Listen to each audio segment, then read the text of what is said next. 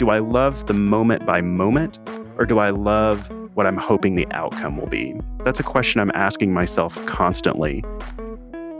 Hi, everyone. I'm Amy Devers, and this is Clever.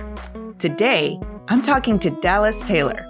Dallas is a professional sound designer and the host of the award-winning podcast 20,000 Hertz, a lovingly crafted show that explores the stories behind the world's most recognizable and interesting sounds.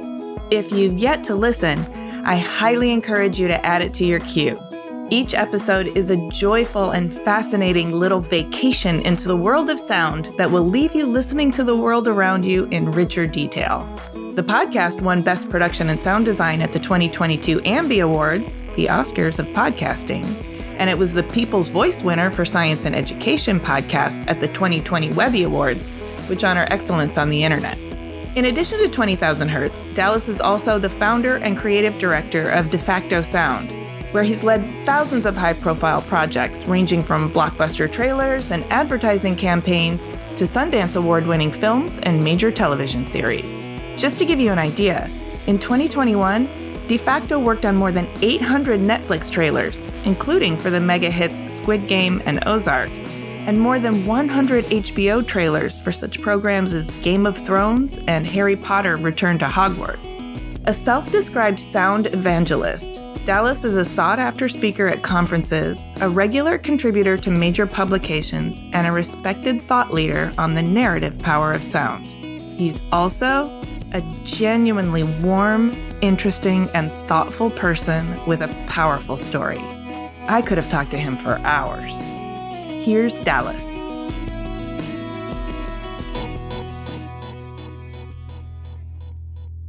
I'm Dallas Taylor, and I work in the cloud, and I'm a sound designer and podcast host of a lovingly crafted podcast called 20,000 Hertz.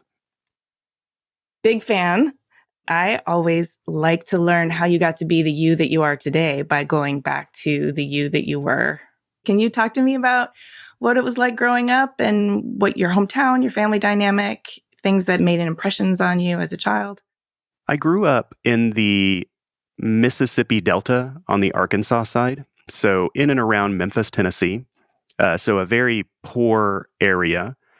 I didn't really have a super close-knit family. They worked a lot to provide, and I wasn't really great at anything in school in particular at the time. I didn't gravitate toward grammar or writing or history or math or anything, but when I was in 6th grade, I learned of band, and I went in and I tried percussion because that sounded fun. And then I tried the French horn, which I adored and I still adore, but eventually landed on the trumpet. And when that was really the turning point in my life into this whole world of music and sound, because miraculously, and I have no idea why, I was extremely good at it. And it was the way that I expressed myself was through that trumpet. Can we unpack that a little bit? Because I think it's amazing that you've found your love of sound in 6th grade. That's a nice, formative year to find it and be able to work on it. But what was it like to sort of surprise yourself with being a trumpet prodigy, like with a talent you didn't even realize you had that grew so quickly? Not saying you didn't work at it, but because it came to you in such a fluid and intense way. What was that like? And did it feel like you were swept up in a river? At the time, I really didn't know what to think about it at that age. I've spent the rest of my life really analyzing that moment. And I think even today, I'm discovering what was happening in my mind then. I remember maybe it was 1st, 2nd, 3rd grade, taking some sort of how do you learn test in school. Mm-hmm. And I remember that I was a very strong oral learner, which means through the ears. Yeah. I always had difficulty reading text, and I still do today. And so most of the way that I consume information is through my ears and conversation. Mm-hmm. And that must have something to do with it, because I've always had this very strong sense of hearing and emotion toward music. I listened to such a huge, wide range of types of music, and I did at the time too. And it felt like it was this thing that I didn't have to speak to really communicate Yeah. what I felt because I was very quiet, like very shy kid. I didn't talk a lot. I remember that was like this outlet where it was so encouraged to feel music and perform it. And it wasn't something that I was like demeaned for it or anything. It was like in this really poor, tiny, small town of Hughes, Arkansas. Somehow I had a band director who just absolutely just loved music and just encouraged me in these really incredible ways and went out of her way to nurture me in that. And at the time, I just didn't know what was happening. But then looking back, it's so clear how many people in my life saw that little spark. And it was really special. At the time, I was very aloof. Hmm. I just remember being really good at it, enjoying it. I didn't have any nerves or anything. It came to me very comfortably. All of my friendships revolved around band, all of my after school activities. And that just led all the way through middle school into high school. I was involved in all region and all state and met all these kids from all over the state that were, very like-minded. And ultimately that was the thing that took me into college. Yes. Yes. So being so good at the trumpet was your ticket out of that small town. Absolutely. As an oral learner, did you also find like there was an embodied piece of playing the trumpet that really resonated with you? Like the coordination of breath and finger movement, and like an athlete, did that sort of come to you in a way that felt organic and natural? And Definitely once I started in high school and started to perform at a much higher level. I've always been really fascinated with classical music, and it like tied me in a way to history and understanding what was going on at the time in order to play these pieces. I definitely miss the times of just that non-verbal thought that's just all in sound and performance and like playing a trumpet solo of some like Stravinsky piece over this big orchestra. It's just this feeling of like camaraderie and just this inner outer body experience of enjoying this music from hundreds of years ago. And for sure, there's just like physical resonance between brain and body and breath and vibrations. yeah, I know that sounds very kind of over the top, but I think anybody who's ever been in band or choir or any sort of musical aspect can understand that just like it's bigger than yourself by a long shot. I think even if somebody's not a musician, but they've been to a concert that really resonated with them, or they've been in a space with other people vibing all together in Right. syncopation and in synergy with the instruments, but also with the collective energy of the space. It's quite intense. And I think one of the highs of being a human. Oh, for sure. Yeah. So the trumpet was not only something that you were gifted at, but it was also a kind of road to college and a social avenue and a way for people to invest in you that I'm sure felt good, but it puts a lot of pressure on you too, in a way that you might feel responsible for not letting them down after they've invested in you. That idea of people relying on me didn't catch up with me until my third year of college. I had a new trumpet teacher come in, and we were making changes to the way that I played, kicking off Pictures at an Exhibition, which is this really famous piece that starts out with like bum bum bum ba dum bum ba dum bum bum bum bum, and it just keeps going and going and going. It's not even a hard piece. It's something that I think any trumpet player can play. But the pressure of the trajectory that I was going on, thinking, okay, I've got to play this in a symphony hall with a lot of people watching, with all of my peers. And, as I'm going up the ranks in college, all of the performers are getting better and better and better. So when I'm in middle school, the gap between me and everyone else is so much that I didn't feel nerves. But as that gap got closer and closer, I started to realize how serious everyone was taking it, and that a simple, at least in my mind, like a simple fracking of a note or nerves kind of getting a little bit too high, I started to realize, oh, I'm kind of right on the bleeding edge of disappointing people. And if you think about the muscles in your lips and around your lips, they're so tiny and they're so sensitive and they're just so easily manipulated. anything you feel comes right out of this bell in a very loud way. And so in my third year of college, something I was struggling with, I remember going to the doctor and talking about, this is creeping up, and not really getting a lot of help for that. And then there was a concert where we were opening a new hall. It was like this multi-million-dollar beautiful facility at the school. It was the Wind Symphony, which was always my favorite place. And I was in the middle of a concert and I had a big solo where it's just me for like a good chunk of time. Not too challenging, but about a minute before it happened, I started sweating profusely.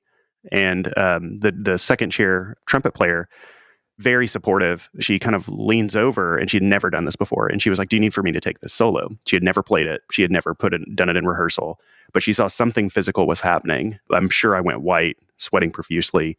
All of that culminated in that moment. And I totally botched the solo. At the time, I didn't know what happened. Later on, I realized it was a panic attack. From that moment, I could not shake that performance nerves. That's crushing. I've had one full-blown panic attack in my life, and it arrests your whole system. And after you have one, then there's the fear of having another that in it of itself is sort of exponential. So if you couldn't shake the nerves, how did that affect you? And it robbed you of the joy of playing, I'm sure. Yeah. So the hardest thing was that my entire identity was in the trumpet. Everyone expected me to go get a master's degree at Northwestern or some sort of big trumpet school. I expected that. Everyone was continuing to nurture me. They didn't have a picture into the struggles that I was having. Yeah. It got so bad that I couldn't play a single note when we were going around the room tuning. And I remember just the fear of just me playing just like an open C on the trumpet, which isn't as easy as it gets. I was just struggling with this crippling anxiety. And so it was a very quick turn there in the last year and a half of school where I was trying to check all the boxes. I know I'm a good performer, but I can't be in a performance situation where these teeny tiny muscles give me away.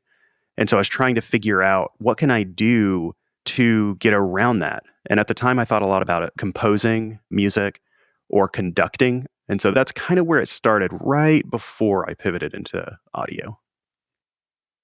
I am worried about the anxious part of you that wasn't getting enough help. Because you mentioned that you had went to see somebody and it didn't seem like they were able to help you. Did that sort of crystallize in your brain as, okay, well, this isn't an option. Like, I'm not going to get over this, so I have to go around it? I was much more at the time in panic mode. Okay. I was newly married. With the trumpet playing, I knew that there was a path to band directing or teaching or something, but it went so suddenly from joy into dread every time I picked up the horn that I had to figure something out differently. And I remember at the time, computers were becoming much more capable of creating some level of music. And I remember this program called Fruity Loops, where you could make like beats and stuff. Mm-hmm. And it was so fun to do that. And that opened up a whole world of like computer music making. And I loved that. So somehow kind of made it through that last year and a half with anxiety. And I got an internship pointing a camera at a news anchor for a news station. And the only reason I even did that, because I had no interest in being a camera person, I knew that there must be an audio person within 50 yards of that camera. And it was the best shot that I had. So I went and did this immediately, in hopes that the audio person would take me under their wing. He did. He was lovely. I think just anytime an audio person sees another person who has this interest and this joy in their eyes of learning about that, I think most people want to help. And really, like, that was my start. Simultaneously, I was going to recording school, just like a summer course where I could just learn about like the basics of signal flow and wires and physics things. Okay. Which, side note, I learned more about the physics of sound in my first couple of days of recording school than I did in all of music school, which is shocking. I think way more effort should be spent in like the physics of sound and how it works in music school, because there's so many aspects of how that influences how you perform. Do you want to elaborate on that? Yeah. Tell me about it. One of the biggest things I remember thinking a lot about is like, why is it that I can play it at pretty much the same volume with the entire orchestra or wind band playing and blend into the overall sound of the orchestra? Hmm. But I can play a solo over the top of the orchestra at a similar volume. And what I had learned in recording school was that, if you're a trumpet player, if you're any like instrumentalist playing a solo, what you do to your mouth and your body is you're kind of EQing and brightening your sound. Because, if you think about being in a large room at, say, a party, what do we do with our voices to try to cut over everyone? You make it higher pitched, you make it kind of tinny sounding and thin to just really cut over everyone. That's why your voice hurts after you attend an event like that. So that's what was happening with the trumpet, is like I was essentially shaping the mechanisms of my throat and my mouth to brighten the horn sound to where it could cut over the symphony. Oh, interesting. And that's just something you sort of do intuitively, like you would in a conversation, but it wasn't really talked about or deconstructed in music school? Not at all. Fascinating. Even just the idea of like a 440, like what does the 440 mean? If it means, 440 hertz, which is a frequency. And all of this stuff seems so relevant to music school, but there's a huge gulf between performance and physics, let alone the huge gulf between the things that no one talks about, and that's performance anxiety. Yeah. When I've talked about this before, it is shocking how many musicians come out and go, I struggle with this too, but I've never told anyone. It's like a thing that musicians, I think to a certain extent, are worried to talk about because it instills fear maybe in themselves and the people around them. But for me, I needed to talk through that to understand like how I'm going into it, what the audience is there for. I remember thinking a lot that the audience was waiting for me to fail, which is a complete false like lie I told myself. But I think all people that go into public speaking, like there is this idea of like they're just waiting for me to make a mistake or to flub my lines but that's not it at all. Not Audience at is all. like they want to like you and they want to hear what you have to say or hear what you have to play. And we can get so sabotagey of ourselves when we listen to those voices. The audience is cheering you on. Yeah. They love you. And even if you make a mistake, they still love you and they still understand where you're coming from. It's not an emotionless crowd. It's a crowd that all understand like the humanity and the passion and if you make a mistake, they know that and they don't want to. Yeah. No one's being cynical about it. Everyone's there to enjoy. Same thing with public speaking. It took a long time to like kind of unpack what the relationship is between an audience and some level of performer. Thank you for sharing that kind of challenging situation. I mean, when we deviated into the physics of sound, you were telling me about how you did a hard pivot into conducting, but then went and did an internship operating a camera for live newscasters specifically so that you could get near the sound operator and Right. work with them. So that turned into something clearly, because here you are now. Can you talk to me about that early phase of your career and how you created the path that you're on now? When I went to recording school, there were two paths you could take. You could take the music path and kind of become a pop producer or a hip hop producer or, rock producer or something like that. Or you could take the post-production audio path. And when I went there, I was 100% music. That's everything I loved. But when I got there and I saw the culture of music recording, I did not like it. It felt more performative, like you had to be an artist and have a persona unto yourself as a producer in order to do the job. And I'm much more reserved and I guess like more of like a scientist and a tinkerer, and I want to ask questions and I want to figure things out. But it felt to me like it was much more of this like, we're going to come in the studio and we're all just going to be like, who is the coolest in the room? And I'm sure there's producers and things that are not like that. So I just felt like a complete fish out of water, especially coming out of classical music into this world. I almost had to like mold myself into the personality of the artists, and I didn't love that. Okay. But meanwhile, I look over here to post-production, and it was like all these like sciencey, engineering, creative, reserved people. And I was like, okay, that's definitely me. And so I immediately kind of pivoted. I was like, I'm post-production audio, sound design. I learned very quickly about the influence of sound in movies and TV shows and commercials. And it was like, I realized like sound design is the magic behind all of this. You don't see it. Yeah. When you're thinking about a magic trick, it's like you're projecting this beautiful thing to the audience with your hands or whatever. Mm-hmm. But all the dirty work is happening behind those hands. Like you're doing so much sleight of hand and hiding little things that if someone's behind you, they see all the dirty work. And that's the way I felt about sound. It was like it's extremely flashy, but no one pays attention to it for the most part. Yet it has such a huge influence. And I loved the hidden nature of it that's so overt and out there. So that was it. So I needed to do really anything I could do to make my path to most likely Los Angeles, where all of this stuff was happening. Okay. But I didn't know how to get there because at this time I was in Texas pointing a camera at a news person. Okay. But what I loved about that is that it felt like performing when I did live TV. That's what I started doing. I was prepping, I was plugging in cables, I was miking, the news people. Then, this 30-minute segment would come up for the news and it was all live. And it felt like I did performing in a symphony. I'm in sync with the director and the technical director and the stage manager and the anchors, and I'm getting mic checks for people out in the field. I'm talking to producers. I'm doing so many things. But the difference is that when my hands shook, because they did, I just took my fingers off the faders and no one could hear it. Right. And so that was something that I remember feeling so good about. It's like I could be nervous, I could shake, but like all I had to do was just let go and it would all be fine. So that led me out to LA, where I started doing news. I started doing entertainment shows where like celebrities would talk about their latest projects, where I was miking them up and still doing a lot of mixing live before I went to post-production. For context, this would have been like 2005-ish? Roughly, yeah, 2004-ish, 2005-ish. Okay, so this is the era of tons and tons of cable channels, but pre-streaming, yes. Right.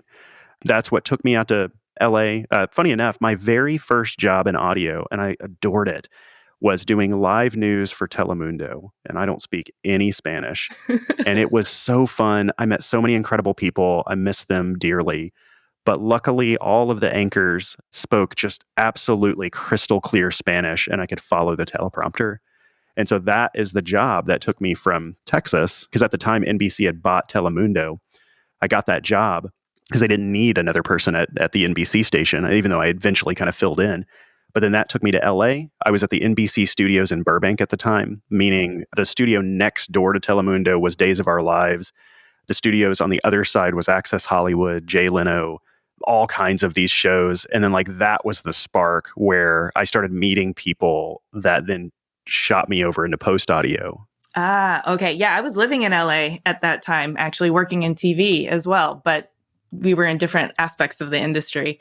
That's exciting, though, that you enjoyed Telemundo so much and that you had such a wonderful sort of landing spot in LA, because LA is not always friendly to people who are getting accustomed to it. But so you had this great landing spot and it shot you over into post-production. And how did you find your bearings and your chops in post-production? Well, at Telemundo, there's this wonderful graphics person named Vanessa who also worked at a network called G4, which was a video game network way before its time. It was incredible and very sound designy, very fun, very new, very fresh feeling. And they covered mostly video game content. And she went over there because she was working on shows like Attack of the Show and X-Play. And I think she knew someone who was in post audio. And we just had a lot of lunches and dinners together working on the news side. And I remember just telling her that. And she kind of vouched for me. She went over there and met one of the post-production people. And they were like, does he know post audio? And she was like, oh yeah, he's the best at that. And I was like, and she told me that. And I was like, okay. I mean, I was practicing on my little computer in my apartment, but I was not ready for prime time on that. And so I went over there, I interviewed, I faked it until I made it. That first week, I don't know how much I slept because I was just trying to catch up. And at the time, I didn't realize like the extreme level of crunch they were putting people through. We were remixing entire 30-minute shows in like 4 hours. Oh, God. We were doing promos in an hour or two with a lot of sound design. It was just like white knuckle crazy. But I also felt like that's kind of the best place to start, because once I started my other jobs past that, it felt so much more methodical. And then again, it was yet another audio person who kind of took me under their wing. I'd have to ask him if he knew this at the time, but I think imposter syndrome and being embarrassed about it. But I wonder if he knew that I was struggling, because it was like a week of like nonstop, like crunching for finals, day, night practice, absorbing information, panic because I finally got my shot.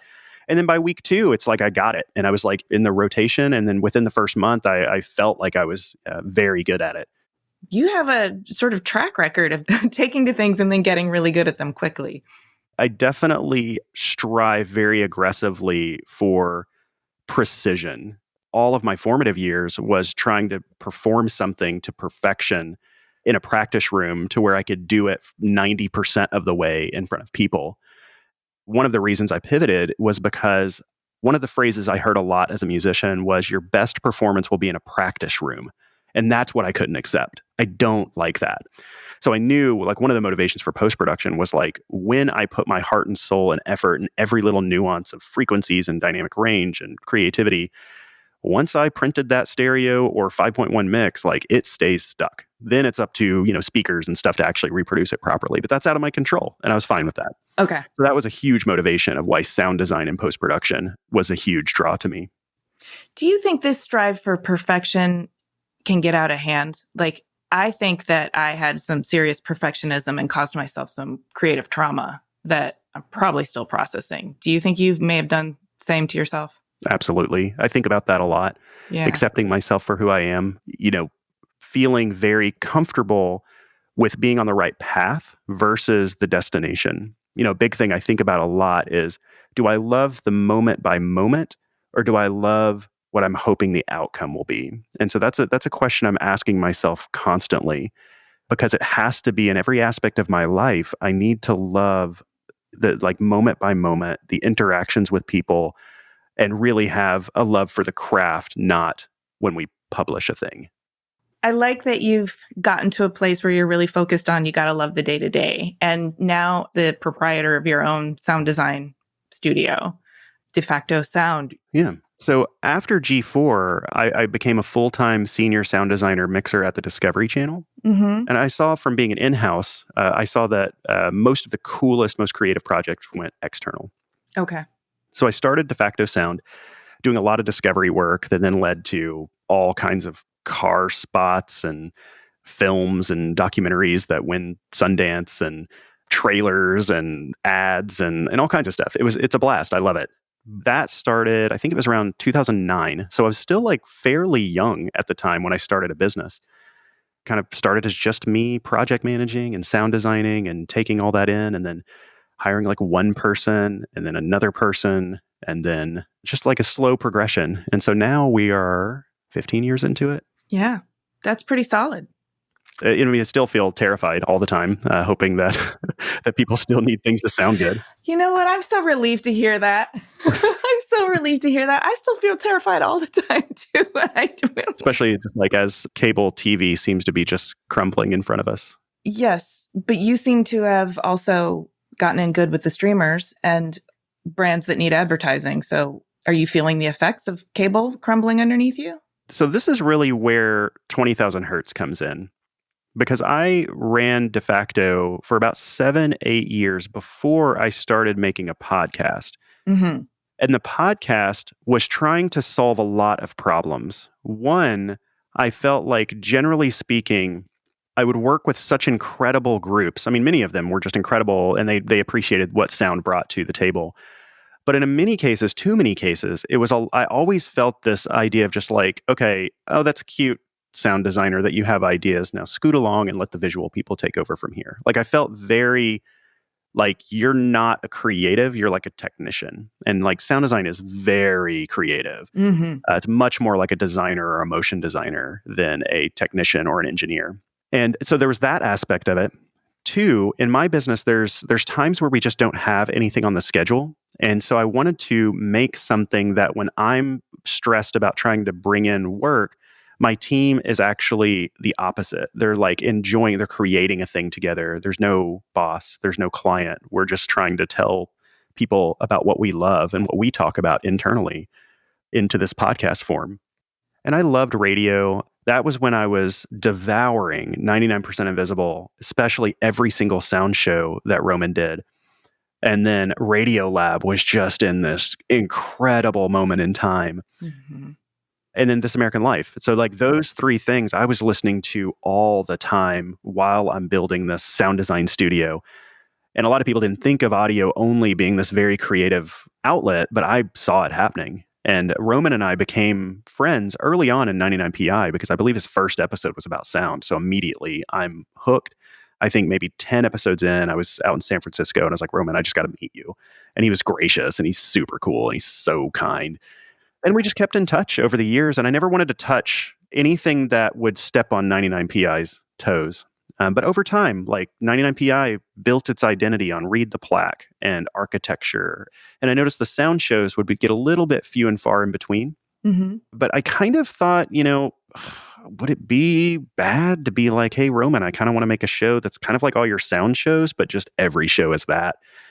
He was like, oh, yeah, of course, go ahead. Like, I felt like I was going to step on his toes more than anything. I think he was more like, go do it. I think Roman probably instinctively knew that, the more quality stories that we're putting out in this format, the more we're lifting the whole thing up. Right. And so that really blossomed because that's actually how 20,000 Hertz got its start. We spent a year making our first 2 episodes and they were barely 10 minutes. The first one was on the voice of Siri. The second one was on the NBC chimes, which for me, like the NBC chimes was something that I wanted to tell because I worked at NBC and I understood this. Yeah. And I bumped into Roman like Third Coast. And right after we put out the second episode, I bumped into him. He was so encouraging. And he was like, can I play this episode next week on 99PI? And then the whole stats just hockey sticked. And then it was just like solidified very quickly. And then after 10 episodes, advertisers started to reach out. And then it was incredibly hard to keep the momentum. But we kind of made it through these first, 30, 40, 50. And then we kind of landed into some sort of stride and it started paying for itself, very break even. And then other opportunities kind of fell from the sky. And here we are. Yes. Okay. But you're much more than 30, 40, 50 episodes in now. You're 200-ish? Approaching that, yeah. Congratulations. Thanks. You describe yourself as a sound evangelist. So on some level, it's got to feel very satisfying to have created a very profound body of work that does a public service in terms of helping people just understand the importance of sound and to also tune in to all the places in their lives where sound actually plays a deeper role than they may be considering. I know for me, that's one of the things I deeply love about your podcast is that it makes the world a richer place when you're listening for all of these mysteries. And when you decode some of those mysteries, then you listen even more carefully because you understand how it matters and how it impacts you. And so anyway, thank you. I love it. And I recently listened to the 150th episode, which you call Breathe. It was a collaboration with Meditative Story Podcast. It described your performance anxiety challenges. And it was such a beautifully crafted story and so exquisitely human that it moved me to tears. And I'm sure I'm not the only one. I am interested from a creative process standpoint, how that collaboration came together and what it was like for you as a kind of private person to reveal yourself so candidly to an open public. So to paint the picture, in the show, I'm not the star. The star of the show is the sound or the concept. And so I've always tried to make sure that that's out front because it's all about the sound itself. And so we've done 149 episodes where I'm not the star. I'm the narrator. I'm the guide. And then I meet the people from Meditative Story and they said, oh, we need to, collaborate in some way. We have Spark and Fire. We have this. We have Meditative Story. And I was like, oh yeah, Meditative Story. How do you kick those off? And they're like, has there been a point in your life where everything changed and everything pivoted? And then I just immediately launched in for maybe 20, 30 minutes solid about that story, about the performance anxiety. And so that was really the start of realizing that like other people cared and wanted to give something to me and to other people, because the story itself really resonates with tons of people, musicians and not. I still get emails all the time about that specific moment. When I meet people in real life, most of the time they bring up that episode in particular. And it was something that it was somewhat strategic, because I was like, I don't want to talk about myself, or like I want to delay that as long as possible. So 150 episodes in was when I finally put that out there, because I felt like it'd be more powerful. Like, I'm not the star. I'm not the star. I'm not the star. Okay, I'm going to put this here, and it's deeply personal. Like, who is this voice that doesn't ever talk about themselves? I definitely felt like something clicked in my head in a bunch of ways. Love. I think that's like when I'm working with another podcast, like there's this aspect of economics to it too. Like, they have an audience, I have an audience. We want to trade. We want to make sure that like everyone loves like each other's work and all of that. But when things work so perfectly in this situation, it was way more than like a swap. Like, these people genuinely cared about the story, and you could see it in every word that they said. And so I felt like when I read that script, I felt an immense amount of love from the writers directly, that they heard me. Wow. Being heard. And I think being heard is such a gift. Let someone speak and let them be heard. Like, and I think that's one of the biggest things I learned, is like, listening is an act of love. And they did that for me. Listening is an act of love. I 100% agree with that. I also think more of us need to be heard than we're even really aware of or entirely conscious of. I mean, one of the reasons I started this podcast is I feel like creatives frequently only get talked to about their output, and they don't get talked to about their whole humanity and who they are. I personally feel like when we connect through the human to the output, then we connect more deeply. And if we can connect to the humans who built the world around us, then we can connect more deeply to the world around us, and we can be more intentional about how that world starts to take its shape. And so your vulnerability in that episode also felt to me like a way in that opens the door for somebody to sort of like really get to your humanity in a way that is like, okay, this is lovable. I can see this person now. Everything you just said was very lovely. That's not the way that I necessarily thought about it. I just remember going, I struggle with this deeply.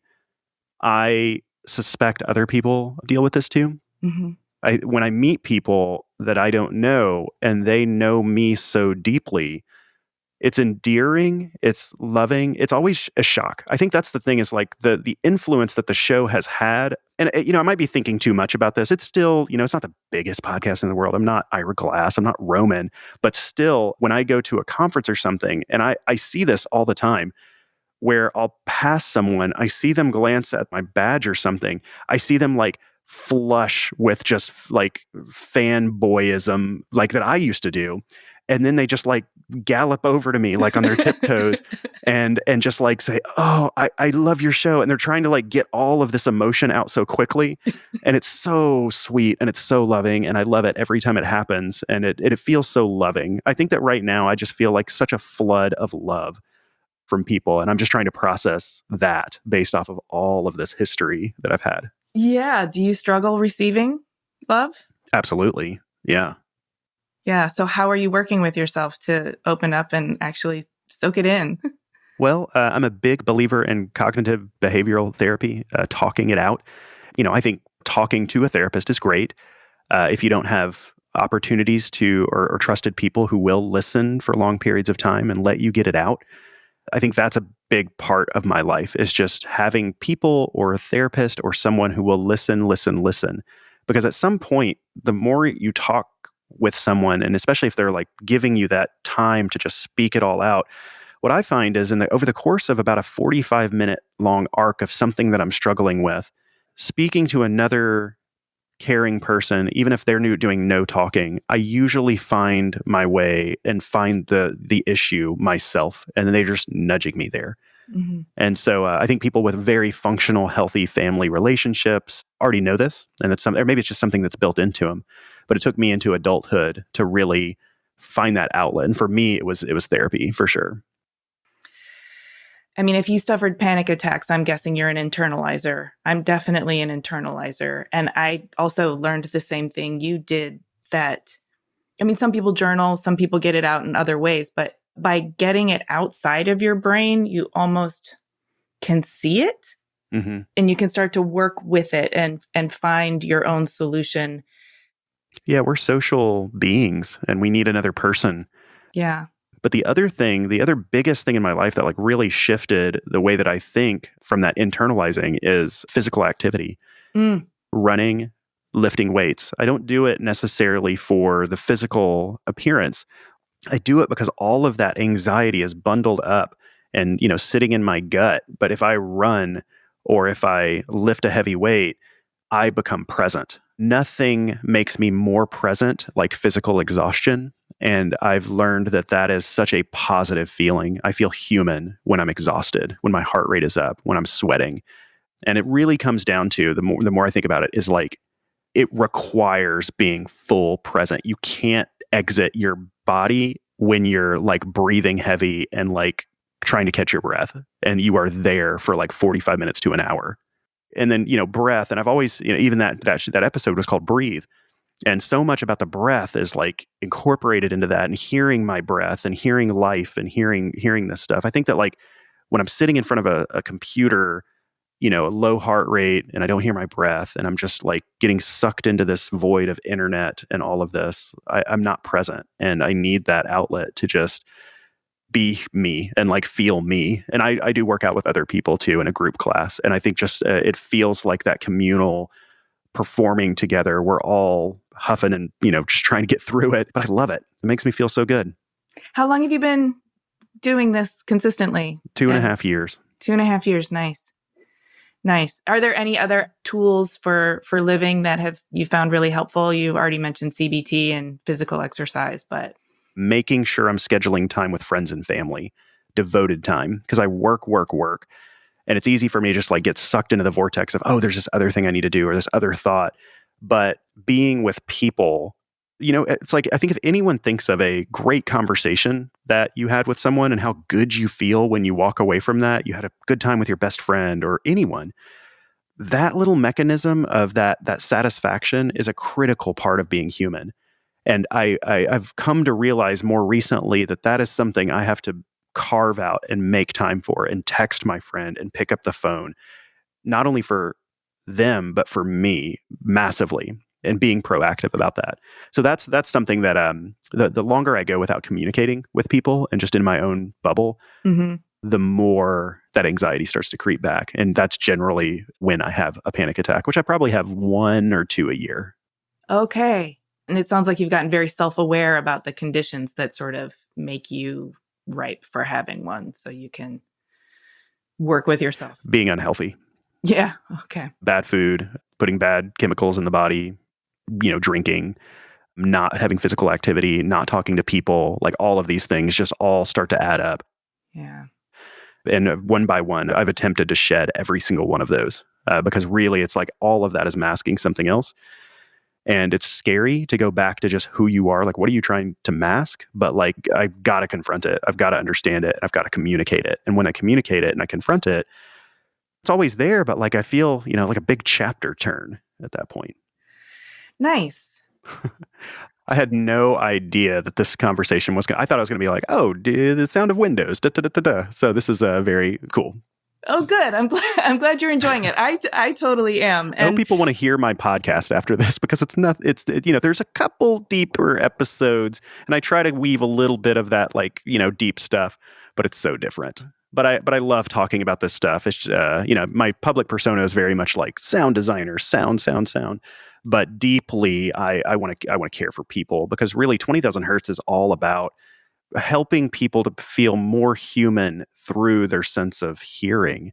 Mm-hmm. We do this well with our other senses. We're very visual creatures, and I love visuals, but we all have like a sense of style, and it makes us feel a certain way. And you don't have to be like an expert in visuals or a designer in order to design your home or know what colors you like for the paint colors. With the sense of smell, like, you don't have to be an expert in how that works in order to like enjoy the smell of lavender or a perfume or something like that. But with the sense of hearing, we're pretty far behind those other senses. Societally, it's kind of like relegated to like a mystery wizard audiophile in a dark room who like don't poke the bear and like they know all about sound and no one else does. And my whole mission with 20,000 Hertz is to let everyone know that there is no mysticism behind sound. It is right there and it is just as accessible as all four of those other senses. And you can feel more deeply and ultimately become more human by opening up and becoming more conscious about that. Thank you. I also don't want people to feel like the podcast, it's too serious when it really is a joyful listen. But I do appreciate when you talk about yourself humanly, I feel like your passion comes through and I feel like passion is contagious. So I always really love to hear people's stories in their own words for that reason. So my background is in furniture design, but so I think about the built world all the time. And one of the things that I'm like particularly frustrated by is the way that we've been so unintentional about like the acoustics of our city and the noise pollution and how all of our machines and leaf blowers, but even our buildings are clad with things that I'm sure make sound even worse. And so it seems to me if we just got more intentional about it, we could actually be so like live in places where the sound is actually so much more harmonious with our physicality, with our humanity. I have so many thoughts on this. So we'll talk about interior then exterior. Yeah. So interior, everything is pushed so much toward minimalism and hard surfaces that these environments sound so bad. Like they're so reverby. But if you ever go to like a 3 Michelin star restaurant, like part of it is like you have to make sure that it's intimate and that I can talk at this level and you hear the other, you have an intimate conversation. Yeah. Because, if you're going out with someone, there's so much nuance to the voice. And if you're having to yell, like so much of that is lost, some of that connection is lost. So in great restaurants or in homes, gosh, like when there's a lot of fabric, which you can do so much with color, you can do so much with like the thickness of the fabric. We think about this all the time in our house. Mm-hmm. Because I want the space to feel so intimate.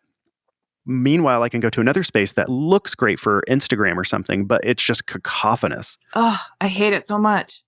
And so I think my hope is that through making this thing and getting normal people in tune with their sense of hearing, they'll start to notice more of these things. And as you notice these things, then you start making design choices based off of that. And so for us, we love the look of a wood floor or, I don't know, drapes, things like that. But like we make sure that we pick very like thick rugs, very plushy furniture. I think we even have like these very textured types of soft types of artwork. Home just feels so much more just like a warm hug place when it's very intimate. Yeah. From the sound. And then there's other places I'll go that's like very cacophonous, very loud, very hard surfacey, where it just doesn't feel friendly. It's cold because of the sound, but most people don't realize that. And so I'm hoping that the trend of minimalism and this open office design and all of this stuff really pivots in the other direction with fabric, texture. I think that color will come with that because that then opens up that whole door to that aspect. So I think that restaurants in and of themselves are just can be nightmarish with sound in general, with just so much reverb and stuff. But I also know that like it's difficult to have tablecloths everywhere or fabric because people spill things and all of this. But there are a lot of places that try. And then externally, I always think of Manhattan when I'm thinking of a city. Yeah. Will it get quieter? I mean, gosh, I've heard rumors or thoughts or ambitious plans to remove cars from Manhattan, which I think would be incredible to give people more space to move around, subways, whatever, electric things, walking, more green space, because that city sure needs it. Cars are really what make up most of that noise. I don't really even mind the sound of chatter and people talking and someone yelling over here and someone kind of laughing over here. That's not the problem. Yeah, it's like the machines and the anti-human sounds. And just honks. And like the honk sound itself is so aggressive. It's there is no like nuance between like, hey, just want to make sure you saw that light. And Yeah. I hate you. Like there's no nuance between the two of those. So it's just like these sounds that are just like, I hate you, I hate you, I hate you, I hate you, like constantly in New York City. And I think that energy kind of like can be contagious. But imagine a world where like, the cars are out of Manhattan. You then have much more space for like mass transit, more walkable. I assume that you'd probably get a lot more vegetation in the middle, which would, gosh, be such a huge bonus for that city. Yeah. And that vegetation itself, more trees, like anything that's just textured from those hard surfaces is just going to soak up sound. So there's certainly a world where like downtowns and cities could be incredibly sounding places. But we either need to step one is if everything was electric, but the problem with that is like at a certain, I think it's 22 miles an hour and below, you by law have to have a sound for pedestrians, which makes sense. There's a thing with motorcycles that says like loud pipe saves lives, Oh, yeah. and with cars too. So if we have Manhattan and we have electric cars, we're gonna have a lot of like whirring, Right. like it'll be a different sound, like whirs and like spaceships and still honks, because we know that that's going to be the case there. If you remove them entirely, it's a whole new world. But I think that people are just going to get to a breaking point. Like there's so much stimulation, and I'm hoping people, at least through the podcast or through speaking, start to understand that like you can turn all that noise down and become like much more calm just by kind of eliminating the racket that's happening all the time. One thing that we didn't talk about that I did want to ask you about was during the whole like 2020, 2021, 22, like void of the pandemic, you also did a TED main stage talk, virtual, but you did a TED talk. And that's not only is that performance, but that's a really cool talk about John Cage's 433, which is really more about silence than it is about sound. But through silence, you sort of get to the sound that you were always hearing, but not paying attention to. Yeah. I love that you brought this up because it's one of my favorites. So first, I will say I was, with the history of panic attacks, I've found ways to public speak. I do public speak a lot now. I know kind of how to get through that. But I was petrified when Ted asked me to be a main stage speaker, because I saw the red dot, I saw all the people, I saw the cameras, I see all the views on their site and on YouTube. I knew what I was going to talk about. I knew it would be very popular because it's an amazing concept. But but it's one of those things that like when an opportunity like that hits the inbox, it's like I have to accept before I think, because I can't I've got all those other things need to be worked out. So I accepted it. Unfortunately, the pandemic happened. Fortunately, that became something that I could set up my office and do remotely. And so it was, I feel like I did a main stage talk in the only way I felt like I could do it. And that was scripted to camera. I think I read it 3 times in a row and then we edited it. And so I felt amazing about that. But then on the other side felt, oh my goodness, like I didn't really do the stage thing. But that's okay, because I felt like it made sense, because it was about silence. And I knew that before the pandemic even happened, that it was going to be on silence. And so many serendipitous things happened where it's like, okay, this is entirely appropriate. And so why that was such an important topic to me is because I remember in music school, John Cage was kind of a joke in a way, because people didn't understand him. And so this futuristic, this experimental type of music, it was always like kind of flippant in the way that people talked about John Cage. As time went by, I started to think more and more, gosh, what was John Cage? Why would 433, who would do something that sounds so academic to a point, like it doesn't make sense to me.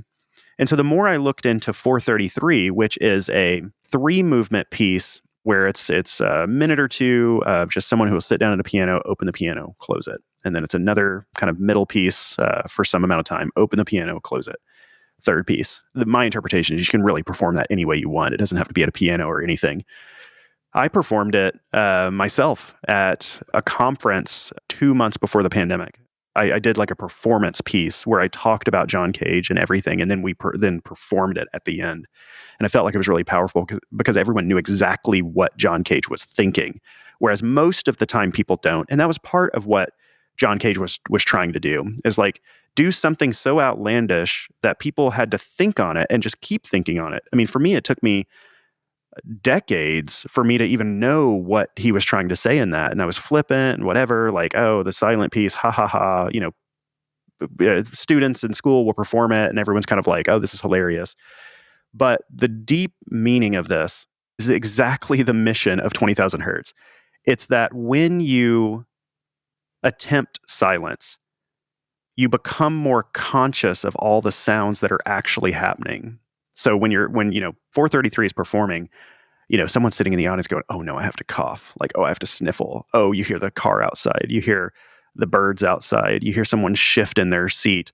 All that is the point, because that feeling of like everyone's nervous because we think we need to be quiet. What the reality is that silence is unattainable, entirely unattainable. And so it forces you, and something that I encourage people all the time, to just flip the switch of consciousness on hearing, and anyone can do it at any point, and just go, I'm going to just channel all of my thoughts through my ears. Like, I'm going to become conscious about every little thing I'm hearing.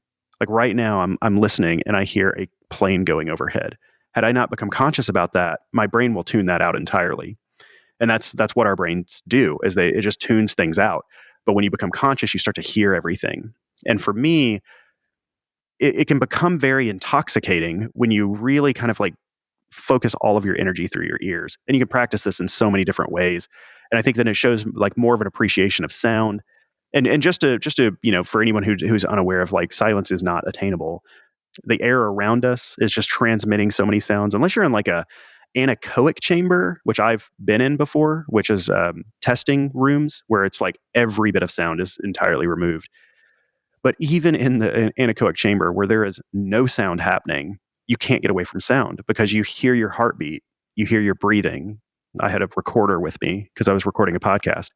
I could hear the internal mechanics of the recorder.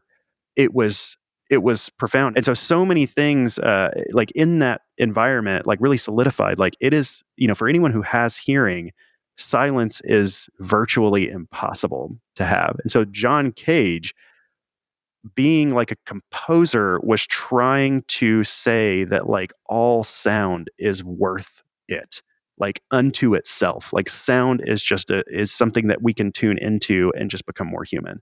And that's what resonated with me. And once I realized that what John Cage was saying in this kind of joke piece is exactly the mission of my podcast, like that's where the collision course happened and the aha moment. And I wanted to tell everybody about it. Awesome. Well, we're glad that you did. It's definitely a wonderful talk, and it's nice to enjoy. You're in your space, and there is a kind of comfort exuding from you, but also a real, and I mean this in the best possible way, a real nerdy passion about the subject matter. I hope so. Yeah. It's awesome.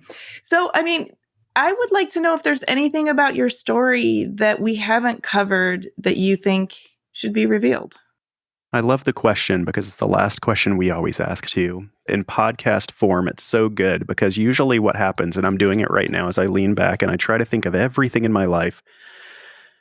And then oftentimes, and I'm not going to guarantee I do this, somebody will then like summarize something so beautifully. Now I'm so conscious of it. So I know I'm fourth walling really badly right now. Sound doesn't have to be overly academic. My favorite sounds in the world are hearing my kids laugh or sing or talk to me, or my friends' voices or my family's voices, and just people that I love. And for me, I wish I would have taken time to interview some of the people who have passed that I love, just to hear that intimacy in their voice again. I wish I would have saved more voicemails, because so much comes back just through that hearing their voice, and there's so much beauty in the human voice. There's so much music in the human voice, and we can practice it, and you can hear it from other people. That's something I think about a lot. Is I just love the sound of humans and their voices, and there's so much love and not love and performance even in that. So I think people think, oh, I'm not a musician, but if you even speak out loud, you're performing all the time. And so embrace it and listen more deeply. I've loved listening to you, every word. It's been really, really beautiful. Thank you so much, Dallas. Well, thank you. And the last thing I will say is go subscribe to the podcast. It's very fun. It's very fun. It's the there's some introspection, but it's we try to make it in a way that's a joy. It's entirely focused on sound, or a sound being the star of the show. I want to focus all of that effort into listening, becoming more human, and most of the time, deep joy. It is felt, and it is an escape, and it also feels nutritious at the same time. So congratulations on that. And we will make sure to include a link to subscribe in the show notes and in the description of this so people can get there easily. Thanks. Well, this was so fun. Hey, thanks so much for listening. For a transcript of this episode and more about Dallas, including links to his work in 20,000 Hertz and a bonus Q&A, head to cleverpodcast.com. If you like Clever, there are a number of ways you can support us. Share Clever with your friends. Leave us a 5-star rating or a kind review. Support our sponsors. Or hit the follow or subscribe button in your podcast app so that our new episodes will turn up in your feed. We love to hear from you on LinkedIn, Instagram, and Twitter, X. You can find us at Clever Podcast, and you can find me at Amy Devers. Please stay tuned for upcoming announcements and bonus content. You can subscribe to our newsletter at cleverpodcast.com to make sure you don't miss a thing. Clever is hosted and produced by me, Amy Devers, with editing by Mark Zurowinski, production assistance from Ilana Nevins and Anushka Stefan, and music by L1011. Clever is a proud member of the Surround Podcast Network. Visit surroundpodcasts.com to discover more of the architecture and design industry's premier shows.